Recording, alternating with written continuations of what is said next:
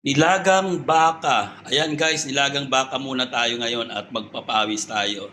Kasi nga magtataglamig na rito sa UAE.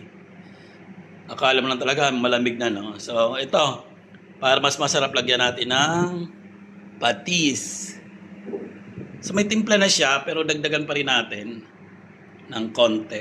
Ayan. Masarap, masarap na to. At konting halo. So mas marami ang aking gulay kaysa sa baka.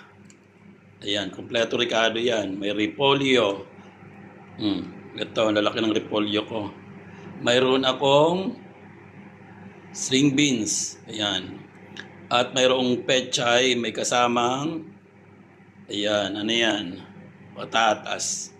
At yung aking, yung aking baka, ilang piraso lang yan. Nandyan sa sa loob. So ayan na guys, tara na, kain na tayo, nakakagutom na.